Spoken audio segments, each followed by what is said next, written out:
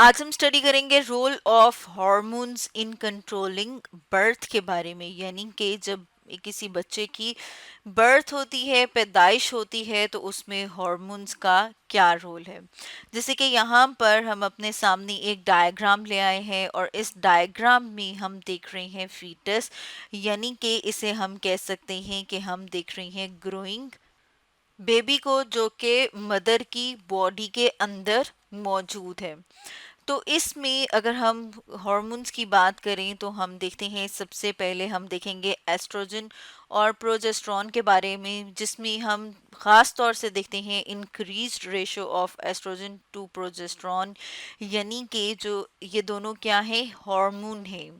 और इन दोनों का जो है वो बहुत ही इम्पोर्टेंट रोल होता है प्रेगनेंसी टाइम पीरियड में। वो प्रेगनेंसी जो है वो उस टाइम पीरियड को कहा जाता है जिसमें हम देख रहे हैं कि जब फर्टिलाइजेशन होती है, एग और स्पर्म फ्यूज कर जाता है, उसके बाद एम्ब्रियो बनता है। एम्ब्रियो जो है वो मदर की यूट्रस, जैसे कि यहाँ पर हम देख रहे हैं ना, ये जो रीजन है ये आप पूरा यहाँ पर देख रहे हैं, जिसे कि हम कहते हैं कि रूम ऑफ द फीटस, यानी कि वो जगह जहाँ पर एक फीटस रहता है वो क्या है, वो यूट्रस है। इसके अंदर आकर इम्प्लांट हो जाता है और तब से लेके जो बर्थ तक का टाइम है उसे हम कहते हैं प्रेगनेंसी टाइम पीरियड। तो हम देखते हैं कि एस्ट्रोजन और प्रोजेस्टेरॉन ये दोनों के दोनों थ्रू आउट प्रेगनेंसी जो है बहुत ज़्यादा अमाउंट में सिक्रीट होते हैं। लेकिन जब हम प्रेगनेंसी के 7 मंथ और उसके बाद की बात करते हैं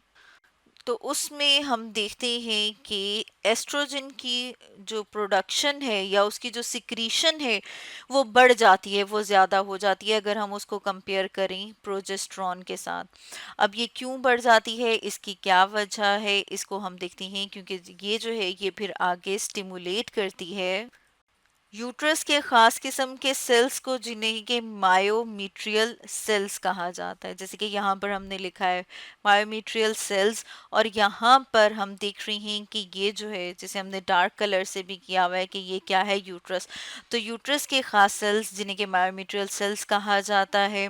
वहाँ पर ऑक्सीटोसिन एक अलग हार्मोन है, उसके लिए जो रिसेप्टर्स हैं उनका नंबर जो है वो बहुत ज़्यादा बढ़ जाता है। और इसके रिजल्ट में हम क्या देखते हैं कि जो मायोमीट्रियम है वो क्या हो जाएगी, वो वीक हो जाएगी, और वीक होने के साथ साथ हम देखते हैं कि वो इरिटेबल हो जाती है, यानी कि अब उसमें जो मदर है उसको ऐसे फील होता है कि जैसे पेन्स आ रहे हो, यानी कि उसकी जो यूट्रस की वॉल है उसमें कॉन्ट्रैक्शंस जो हैं वो स्टार्ट हो जाती हैं।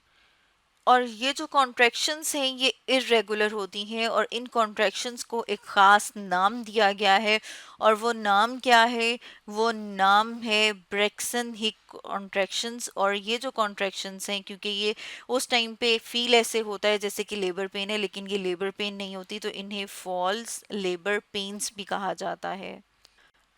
अब अगर हम ये बात करें कि जो फीटल हॉर्मोन्स हैं उनका क्या रोल होता है बर्थ में, तो उसके लिए जैसे कि यहाँ पर हमारे सामने एक डायग्राम भी मौजूद है। फीटस, जैसे कि हमने बात की थी, जो ग्रोइंग बेबी होता है, जो मदर के अंदर होता है अभी, उसको फीटस कहा जाता है।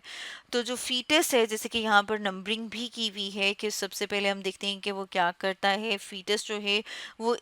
जो फीटस का जो ब्रेन है, जो दिमाग है, उसका एक पार्ट जिसे कि हाइपोथैलेमस कहा जाता है। हाइपोथैलेमस जो है वो एक हार्मोन रिलीज करता है, और उस हार्मोन को कहा जाता है ACTH। ACTH जो है वो एड्रीनो कॉर्टिकोट्रॉफिक हार्मोन को कहा जाता है, ये उसका एब्रीविएशन है। अब ये देखते हैं कि हाइपोथैलेमस जो है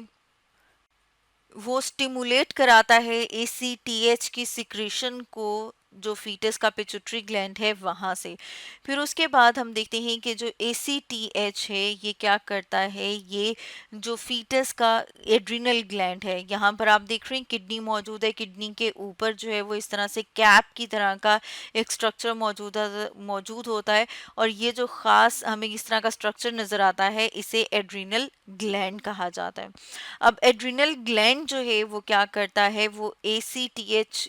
जब बन जाएगा उसके बाद ये जाके इसको ट्रिगर करेगा एड्रिनल ग्लैंड को। एड्रिनल ग्लैंड जो है फिर वो क्या करेगा, वो ज़्यादा अमाउंट में एड्रिनल कॉर्टिकल स्टीरॉइड, जैसे कि यहाँ पर हमने लिखा है नंबर 2 पे कि एड्रिनल कॉर्टिकल स्टीरॉइड्स जो है वो बनाना शुरू कर देगा।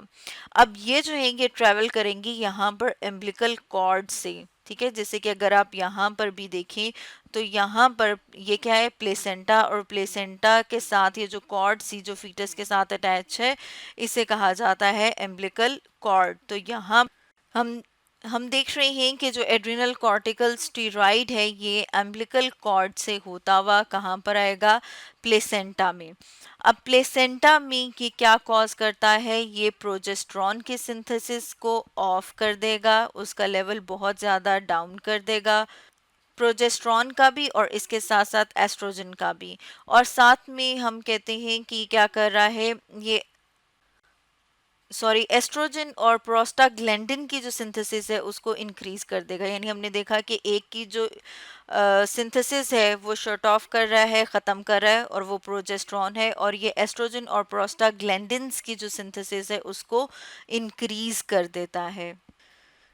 अब यहाँ से हम देख रहे हैं कि एरो जो है वो इस तरफ को आ रहे हैं, और ये क्या करते हैं, ये यूट्रस की जो वॉल है या यूट्रस में कॉन्ट्रैक्शंस जो हैं उसको कॉज करते हैं या उसको ज़्यादा एक्साइटेबल कर देते हैं। अब अगर नंबर 5 पे हम देखें तो हम देखते हैं कि जब यूट्रस जो है वो स्ट्रेच करती है, तो जब वो स्ट्रेच करती है तो वो स्टिमुलेट कर देती है सेंसरी न्यूरॉन को, सेंसरी नर्व्स, वो नर्व्स जो कि मैसेज लेकर आते हैं ब्रेन तक। अब ये मैसेज जो आएगा वो आएगा मैटरनल हाइपोथैलेमस के पास, यानी कि जो मदर के ब्रेन का जो पार्ट है जिसे कि हाइपोथैलेमस कहा जाता है वहां पर, वहां से आगे मैसेज जाता है मैटरनल पोस्टीरियर पिट्यूटरी ग्लैंड को, यानी कि जो मदर का, हम देखते हैं कि जो पोस्टीरियर पिट्यूटरी ग्लैंड है वहां तक मैसेज आया। अब जब वहां तक मैसेज आया तो ये जो पोस्टीरियर पिट्यूटरी ग्लैंड है ये सिक्रीट करता है ऑक्सीटोसिन, जो कि एक और हार्मोन है जैसे कि यहाँ पर हम देख रहे हैं। अब जब ऑक्सीटोसिन रिलीज होता है, और ऑक्सीटोसिन का हम देख रहे हैं कि नंबर जो है वो या क्वांटिटी की बात करें कि वो इंक्रीज कर रहा है, तो इसकी वजह से यूट्राइन स्मूथ मसल्स जो हैं उनमें कॉन्ट्रैक्शंस जो हैं वो स्टार्ट हो जाती हैं। तो ये हम देख रहे हैं कि किस तरह से जो फीटस या फीटल हार्मोन्स जो हैं वो अपना रोल प्ले करते हैं बर्थ में, क्योंकि जब यूट्रस की वॉल कॉन्ट्रैक्ट करती है और जब ये कॉन्ट्रैक्शंस जो है वो स्वेयर हो जाती हैं, तो यहाँ पर एक स्ट्रक्चर जिसे कि हम कहते हैं कि सर्विक्स, वो ओपन हो जाता है, और चाइल्ड या फिर हम कहते हैं ये जो फीटस है अब ये मूव करता है from mother's body to outside environment, यानी कि अब ये मदर की बॉडी से बाहर की तरफ मूव करेगा। अब अगर हम बात करें role of maternal oxytocin in birth, तो इसको समझने के लिए भी हम साथ साथ डायग्राम देखेंगे, और इस डायग्राम में हम देख रहे हैं कि जब बेबी जो है वो ग्रो कर जाता है, जिसे कि हम फीटस कह रहे हैं कि फीटस जो है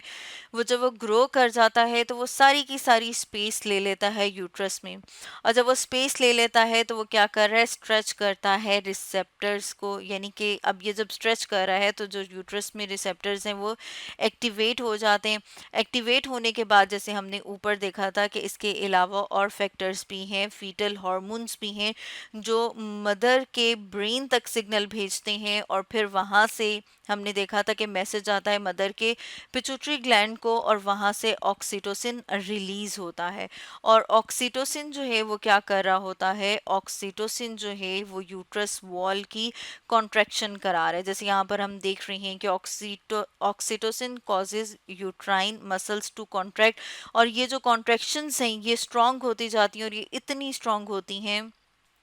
कि इसके बाद हम देखते हैं कि जो सर्विक्स है वो ओपन हो जाती है, और जब सर्विक्स ओपन हो जाती है तो बेबी जो है वो बॉडी से बाहर डिलीवर हो जाता है। अब यहाँ पर आप देख रहे हैं कि प्लस का साइन, अब ये जो प्लस का साइन है ये हमें ये बता रहा है कि इस तरह का जो मैकेनिज्म है इसे पॉजिटिव फीडबैक मैकेनिज्म कहा जाता है, यानी कि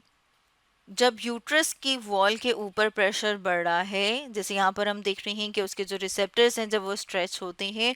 ब्रेन तक सिग्नल जाता है, और फिर उसके रिजल्ट में हम देखते हैं कि ऑक्सीटोसिन रिलीज होता है। ऑक्सीटोसिन जो है वो यूट्राइन वॉल की कॉन्ट्रैक्शन कराता है, और जब यूट्राइन वॉल की कॉन्ट्रैक्शन होती है तो अगेन दोबारा से, जैसे हम देख रहे हैं कि दोबारा से वो स्ट्रेच होगा, और ब्रेन जो है वो पॉजिटिव फीडबैक के थ्रू, यानी कि ऑक्सीटोसिन ऑलरेडी ही रिलीज हो रहा है, वो मैसेज भेजेगा कि ये और ज़्यादा रिलीज हो, यानी कि इसकी क्वांटिटी जो है वो बढ़े। जब इस तरह का मैकेनिज्म होता है जिसमें हम कह रहे हैं कि मैसेज जो है वो जा रहा है, उसके रिजल्ट में हम देख रहे हैं कॉन्ट्रैक्शंस भी हो रही हैं, लेकिन ब्रेन फिर भी कहता है कि उसका जो क्वांटिटी है ऑक्सीटोसिन की वो बढ़ती जाए, तो ये इस तरह का मैकेनिज्म जो है उसे फीडबैक मैकेनिज्म कहा जाता है। और यहाँ पर हम देख रहे हैं कि हमने देखा कि ऑक्सीटोसिन जो है वो यूट्रस वॉल की कॉन्ट्रैक्शंस कराता है जिससे कि बेबी डिलीवर होता है। तो स्टूडेंट्स, आज हमने डिस्कस किया role of hormones in controlling birth के बारे में।